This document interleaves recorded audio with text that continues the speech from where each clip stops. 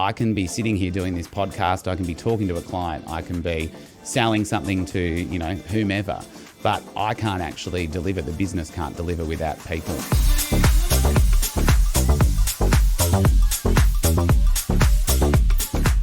Welcome to another episode of Season 4 of our podcast, Relentless Life on Your Terms. Thanks for joining us.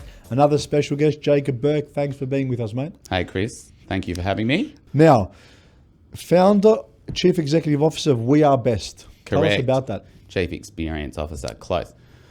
Sorry, Chief Experience Officer. No, that's all right. Tell you about We Are Best. Yep. How it started. Tell us about the start of your journey to where you are now, because you've been in business for quite some time, 20 years? 20 years this year, and just clocked over on November the 2nd. Congratulations. That's a massive achievement within itself. Let's go to the start and then we'll talk about that massive milestone. So started off, well, it still technically is, but started off as a family business and based out of Geelong. We were actually in signage manufacturing of all things, and there was a family event that resulted in me taking it over overnight. Back some probably 10, 12 years ago. And then incrementally, I've really just, my passion doesn't lie in manufacturing. And I studied business management at RMIT. So based upon the fact that there was a design industry interface, I've incrementally changed it to become what it is today, which is a full service interdisciplinary architecture, industrial design practice. And we design and create places that help bring people together, I should say.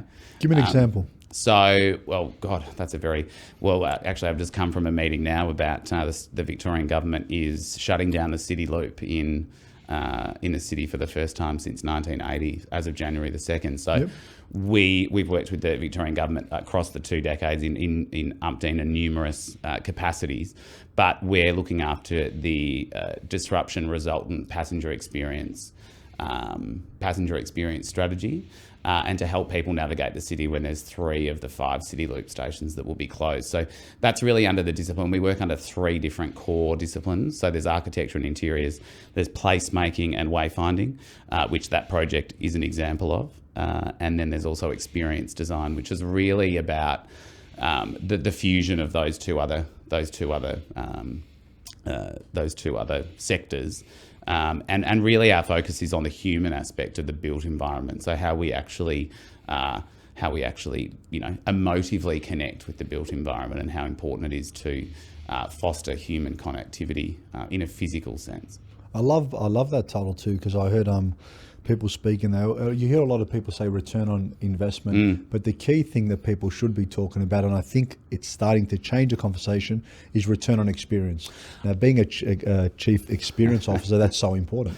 Oh, look, it is, and I think that really comes down to that human focus, and that's one of the reasons why. I mean, we work in creating places and experiences in the built environment, and that's probably the core delineation. But we also then look at customer experience and the experience for our clients with us as a practice. And I think that we're culturally, we're by no means kind of have that corporate executive mandate. So I think being in a creative field and a human interfaced and a human focused field, it's really about looking at the experience of anyone, whether it's our team, whether it's our clients, whether it's the people we're designing or strategizing for, users, visitors, whomever that might be, and whether it's base build architecture, whether it's an interior fit out of a cafe or whatever that might be, engaging a First Nations artist to create a sculpture that creates a sense of place for a specific aspect in the built environment or a specific context in the built environment. It's all about people, and really our role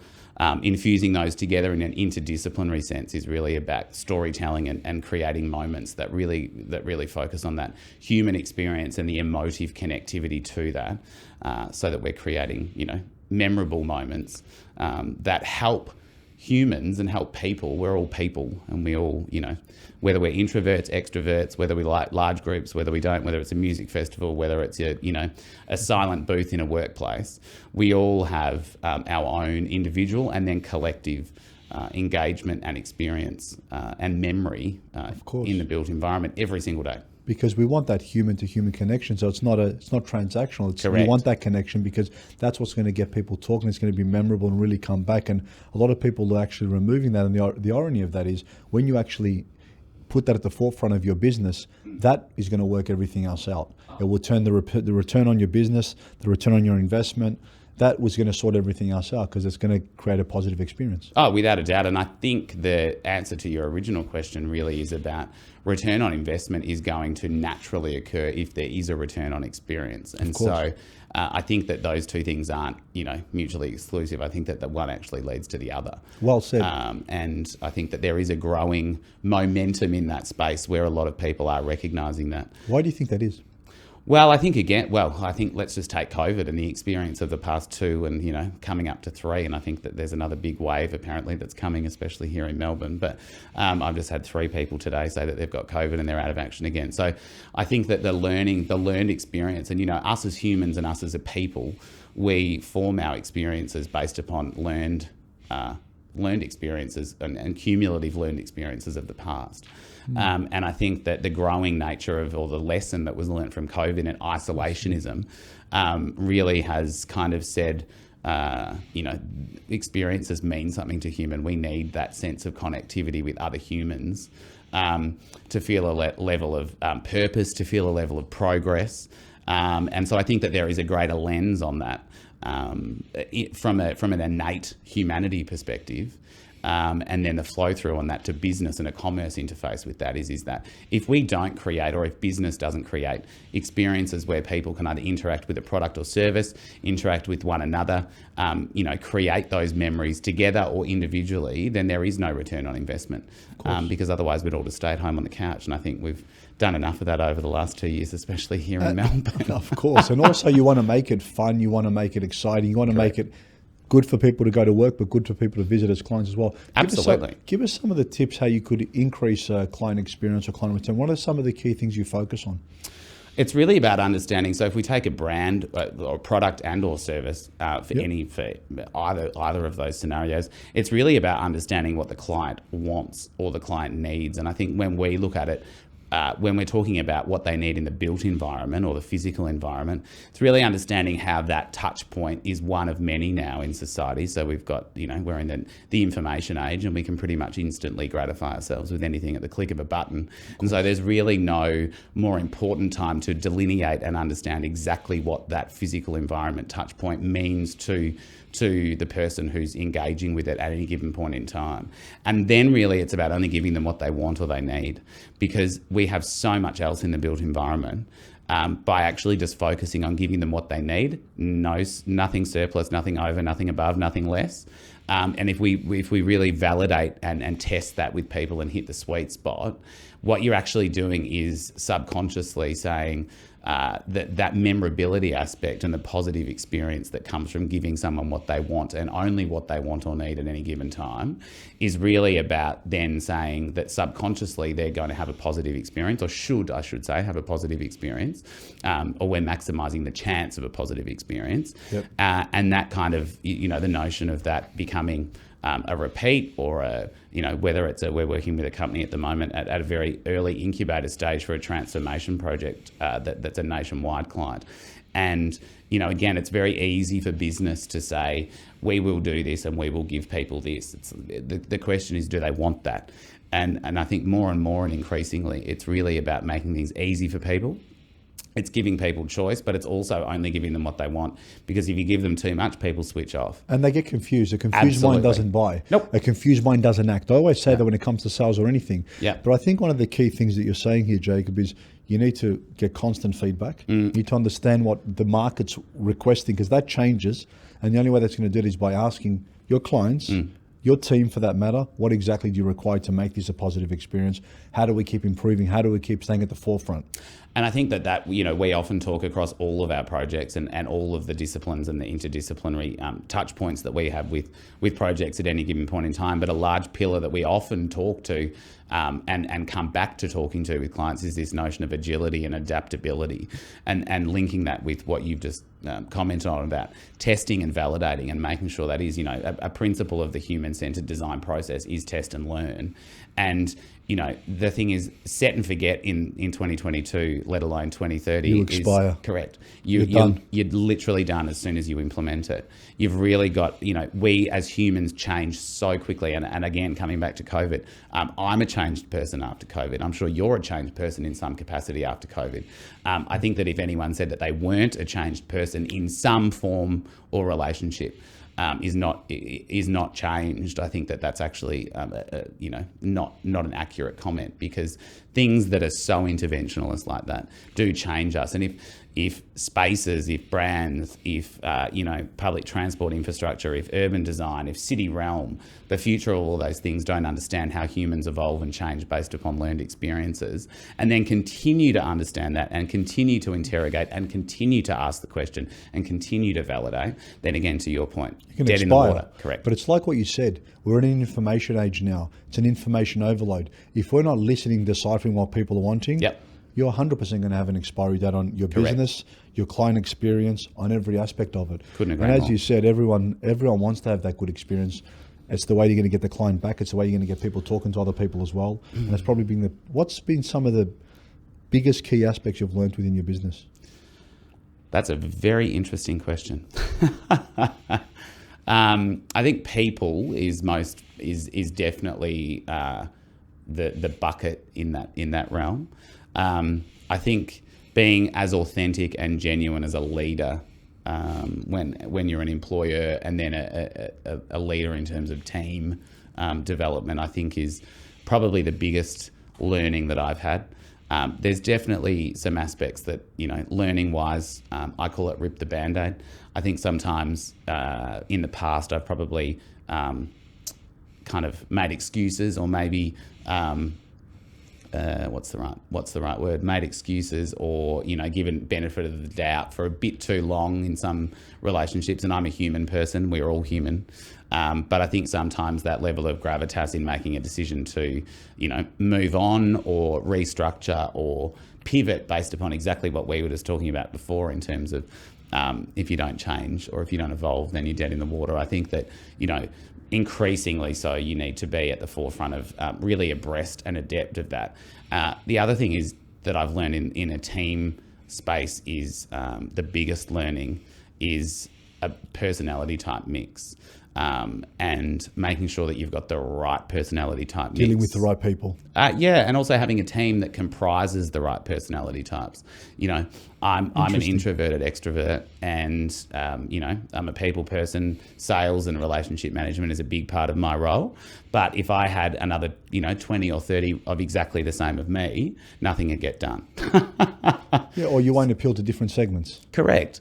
And you need that breadth and depth of not only talent from a capability perspective, but you also need a breadth and depth of personality types, of course, to make the cog turn, and to get the jigsaw puzzle to fit together. And that's probably one of those two things about having the courage and the bravery to make decisions from a restructure, or making sure you've got the right jigsaw puzzle together at any given point in time, as well as then ensuring that the personality type mix and the capability mix is right, is something that I think I've most certainly turned my focus to a lot more in a leadership and a capacity. Now, I know you're a people person just by speaking to you, but also one of your points that you said is very, very important is you actually love seeing people be part of your team, move on and flourish and progress. Absolutely. Which is a very, very good, I love hearing that, because I feel I'm exactly the same. Nothing makes me happier than seeing, I say to people, I want to not recognise who you are next year. Yep. One of our goals at Reventon, I want to walk in here and not recognise what it looks like the following year. Yep. I want to see the evolution. We spoke at the top of the podcast, every season we try to improve and evolve. And that's one of my biggest focus, because I want to see that we are getting better, we are evolving. Yeah. Because I think it's so important. Try something different. And I don't shy away from those comments, because, I think anyone from a leadership capacity that thinks, it's like the Ford Motor Company of 1922, where you've got people who, or Qantas or Woolworths or Coles. Retire there or stay there forever. Retire there, or, I saw, and incredibly really amazing story. But, someone who's been at Coles for, I think it was something like 70 years or something the other day on their social media channel. And, whilst I applaud that, and it's an amazing story for Coles as a brand and that individual and their journey, I think these days in 2022 and beyond, I think we've got to realise that the rapid pace that business moves at, especially, we're in a project-based practice. So there's not, whilst we have processes and systems, the subject matter is always different. It's always evolving. People are always evolving. And you learn and grow, I think. The more you move and the more you transition, and I was actually talking about that with our previous guest. Yeah. I think every job, every role, every business has a lifespan. Yeah, and absolutely. if you overstay that lifespan, you're going to become unmotivated, uninspired, complacent, resentful, complacent, not grow. Stressed, anxious, all of those things that come out of all of those nothing emotions. Makes it worth it. So there's no positivity in it. 100%, but there's no growth in it. No, so there's I think it's very, very important that you acknowledge that. But also to our team members, when I see my team go on to bigger and better, and in some cases poach other businesses. I remember one of my team members left, and he was with me for 7 years. And he was sitting in this seat, and he goes to me, he was almost teary. He goes, listen, this is an opportunity. And I said, do you remember what I told you when I hired you? He goes, no. I said, I want what's best for you. He goes, yeah. I'm going to say the same thing to you again. And I'm not going to say goodbye. I'm going to tell you until next time. Correct. 3 years later, he's back here as my COO. He's been here for 3 years. Yeah. And the moral of that story is I wanted the best for that person. Now, was it a kick in the guts? Was it a massive hit that he was leaving? Categorically, emphatically, yes. Absolutely. But if I genuinely cared about that person, which I did, that was the most important. And he was so taken back by that comment. And I goes, I do remember that. I'm going to say the same thing to you now, because we are in a people business end of the day, no matter what you do. Absolutely. And, that person that I was just talking about, and, he's now, or they are now back doing some, freelance work. And, it's funny how things work, huh? Yeah, correct. And that's the thing. I think if you're a people person, you've got to respect that people need different experiences too. And, it was funny, we just had our 20-year celebration with clients and partners and consultants and former staff. And I made a very big point of making sure that every or most former staff members were invited back to that celebration. Because at the end of the day, like I've always said to my team, is that I can be sitting here doing this podcast, I can be talking to a client, I can be selling something to, whomever, but I can't actually deliver. The business can't deliver without people and the collective wisdom, expertise, capacity and capability of the talent of the team. And so it's really important. And, not everyone could come, obviously, but the people that the former team members that did come, it was great, because there's a level of respect. And invited it, the fact whether they could come or not, the fact you had that thought, you had the invitation's incredible. And I think you're only as good as the team around you. I always say I've got the best team on the planet, and I've been fortunate enough to attract amazing people and like-minded people. They care about clients, they care about their personal growth, they care about client experience. And I think, like attracts like. Couldn't agree more. And I think that, again, coming back to the human element, people have to have different experiences. I mean, I've been incredibly lucky, and people often say to me, well, you've been doing the same thing for 20 years. And I say, yeah, but that's when you say the same thing, that's actually not quite accurate, because like I said at the start, we started as a family business in Geelong. As a signage manufacturer, we're now an interdisciplinary, award-winning design practice that operates nationwide. It's evolved. So I've not been doing the same thing for 20 years at all. And I think that, it's easy from an outsider or an observationalist to go, oh, you've been leading that. It's an untrained eye that says that, though. It's different. If someone's seen the journey or the growth of the business, it's very, very easy to say that. But the next point, which you've touched on as well, it's no mean feat to be in business for 5 years. No. You've managed to do it for 20 years. Yeah. How? What are some of the key things you've done? How long have you got, Chris? I've got long, don't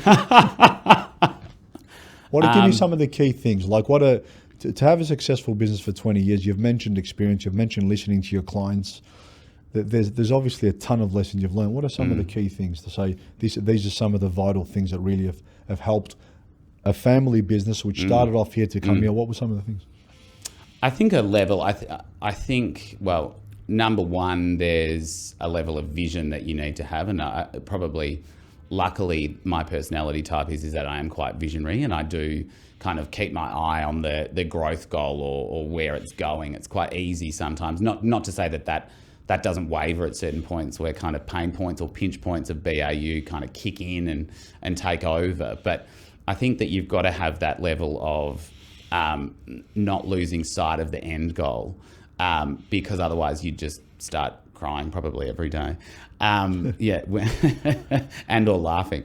But I definitely think courage, bravery, resilience and tenacity are probably the key elements in being able to, in some words you could probably say survive, through the tumultuous nature that business is. And I don't care whether people say, big business is different to small business. Of course there's characteristic differences, but at the end of the day, they're still out there slogging. Yeah, correct. Of course. So, big business, the board has problems that are much larger than, a family-owned business or an SME or a medium-sized enterprise. But it doesn't lessen the amount of, or the quantum of decision, or the quantum of information and decision making. The stress level to some capacity, because at every level, you acquire new skills or new abilities to deal with pressure as well. So at that point, that's a big decision. At that point, that's stressful, and that just keeps going on and on, I guess. And I think that, funnily, funny story, but one of my high school friends actually, who's now in Chinese medicine, and I have acupuncture and massage with, not as much these days, but she's moved back to Geelong. But she always used to say to me when I went for a treatment, she'd be like, your adrenals are down. And it was literally a recurring story every time. And I think that kind of kicked into me at one point, and that you can be in the rat wheel and you can deal with the pressure and you can have all of those qualities or learned qualities and learned coping mechanisms. But at the end of the day, there's still a physiological response mechanism to stress and pressure. And I think it's taken me a little while to work out how to manage that properly. But, that continual hammering in of, your adrenals are down, your adrenals are down, your adrenals are down. It's kind of like you just keep going, pushing. And I think I'm much better now at switching off and trying to compartmentalise personal life and professional life than I was kind of 10 years ago. Which you're getting through experience, wasn't absolutely, and learned experience. Of course. You can't read that in a book. No, you can't read that in a book. And I think that, one example of that is that answering a telephone from a client at 9 o'clock might seem like good customer service, but what it's actually doing is setting the precedent and sending the signal to the client that they can call you at 9 o'clock. So again, you do have to, good customer service is not just yes. It's also boundaries. Setting boundaries. And I think the other thing too, going back to your prior question about the team interface and people interface, this includes the team, it includes suppliers, it includes consultants, advisors, as well as customers or clients. But it's also about setting boundaries, and I think that level of pride in your own respect boundaries as well. Yeah, it goes both ways. Absolutely, it goes both ways, and people think that too. And you're never going to be rude or say anything to a client, but it's just the way you present that. Yeah. Hey, it is 9 o'clock. It is It is. Or you just don't answer the phone, and you respond tomorrow morning. It's setting those. I remember I was working as a broker, and a gun broker he was. We had a client, and everyone has these clients that call relentlessly. He answered a couple of times, and the guy called. He goes, where are you? He goes, I'm out with my family. What days? He goes, Saturday. He goes, that's where I am now. Call me Monday to Friday. Call me that. That was the response. I actually heard him on the phone say that, and I thought, oh, wow. You said that to the client. He goes, it's Saturday. He goes, I've got to set that benchmark. Otherwise, he keeps calling me, because he answered once, he answered twice. But then he goes, what are you doing now? And he told him, he goes, this is where I am now. He goes, call me. Is it that urgent? No. And he called me back, and I thought, wow. But it's all in the tone and how you said. I don't think in that particular case you said it the best possible way, or the tone he used was right, but the messaging of respecting boundaries both ends, correct, I think is still applicable. Now, I'd like to ask you as well, so we've spoke about that. If I get the pronunciation wrong, I apologise, because I'm a shocker. You are also a proud advocate of the LGBTQIA+. Yeah. I think that's right. I knew well, if you don't get it right, I'm in trouble. I knew there was a letter or an acronym. I'll make it right. Tell us a bit about that. Well, as a member of the community, I am a proud advocate of that. And I think that we've come a long way in that space.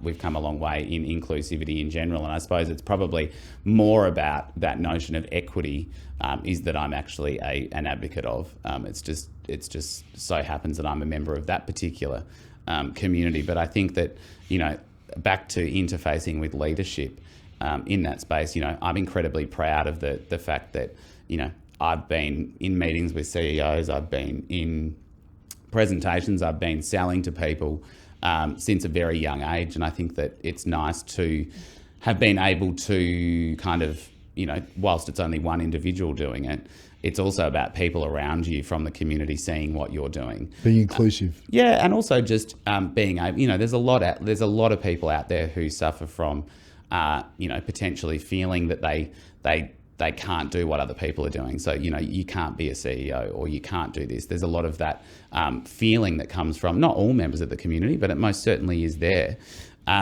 Whether it's, equity with, women in business or any form of group that feels marginalised or a minority.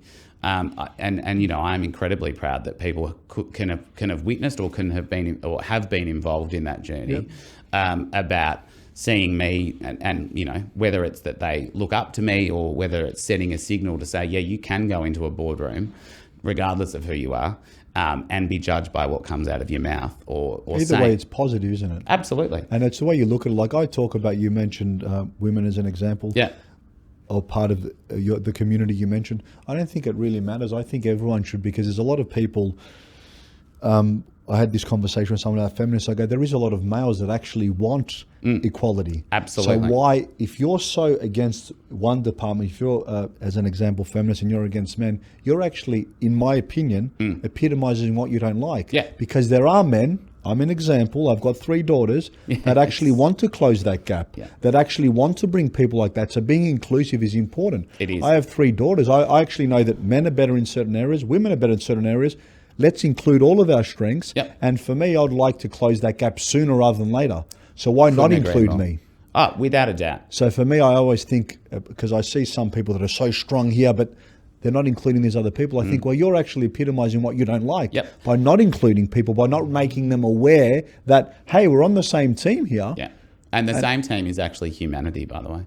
Human to human, correct, whatever the case may be. And I think sometimes, going back to what I was saying around, there are certain people within all of those communities that do continue to feel marginalised, and because they need people leading the way, or they need to be seeing people doing things so that they can share the same aspirations, that they don't feel that there's a barrier to build that confidence. Things. Absolutely. Or to raise that awareness. I guess it's our job to raise the awareness, but also bring people along that journey. Couldn't agree more. And the thing that I am most proud about in that space is, whilst I may not have been at a picket line fence with a flag or any of those things, what I do is and what I continue and will always continue to do is advocate for, the level of being judged only by doing what you say you're going to do. And that really, to me, takes the stigma out of who you are or what your characteristics may be, and really just focuses on, it doesn't matter if it's in front of 500 people, 200 people, 5 people, 1-to-1, you will be judged by doing what you say you're going to do. So your level of competency. Absolutely. And that's meritocracy. 100%. And 100%. really, what my passion in that space is really about leading by example in people seeing people as other humans, and that we will only be judged by doing what we say we're going to do or not doing what we say we're going to do. People helping people. Correct. And that everyone is doing anything that they want to do, anything that they have a passion for, and having the confidence to be able to do that. And anything in life should only be about merit. Of course, but again, comes back to raising an awareness. It Correct. comes back to inclusivity, and it comes back to sharing that same vision. Yeah, and people do need, not everyone has the same personality type. So back to what I was saying before, not everyone is like you and or I in that space in terms of, maybe coming across as having the confidence or the tenacity or the courage to be able to speak freely. Speak up, yep. Correct. But that's where we can assist. Correct. And, you send the signal to those people who may share a different personality type or Come maybe scared or maybe nervous. Yeah, correct. Of course. And being able to see, it's almost like the same thing as the Hillary Clinton running for president. There was just as many girls and women in the United States who were saying, it's now I can see myself maybe having that dream. Of course. And again, there's a lot of people out there who need to see leadership in that space before they can actually magnetize to the concept. Correct.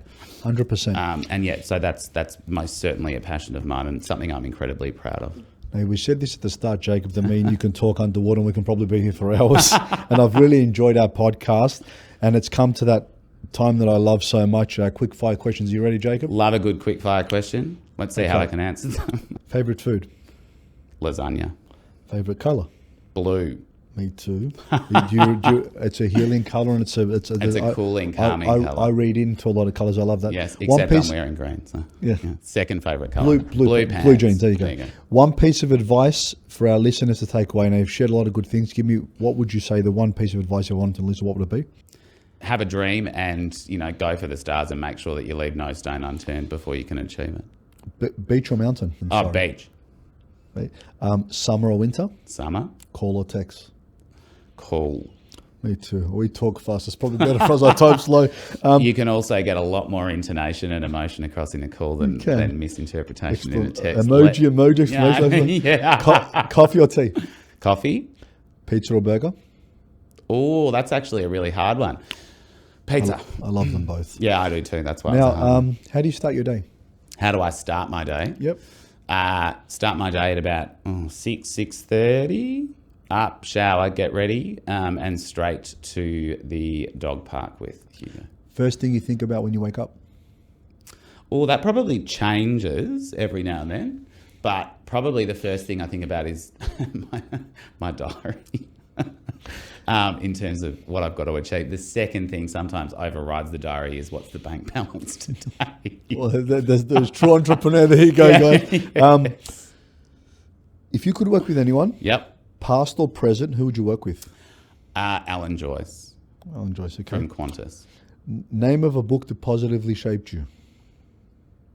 I can't remember the name of it. But it was by McGrath Estate Agents. What's his name? John McGrath. John McGrath. And it was literally the story as to how he built McGrath as a brand, a formidable brand in the real estate in Sydney. So you like real estate books? I don't mind them. I think it was more about his story. I helped. I got to give him one at the end of it. My Amazon best-selling book, Your Path to Wealth, Brick by Brick. Shameless plug, Chris Christophe. Make sure you get a copy. 100% of the proceeds goes to charity. There you go. 100% of the money raised. I apologise. What is your all-time favourite movie? Shawshank Redemption. Now, on a scale of 1 to 10, how much have you enjoyed the podcast? 10. Jacob, it's been an absolute pleasure having you. I've loved talking to you and sharing wits. Thank you very much. Thank you very much. Pleasure being here. My man, thanks, brother.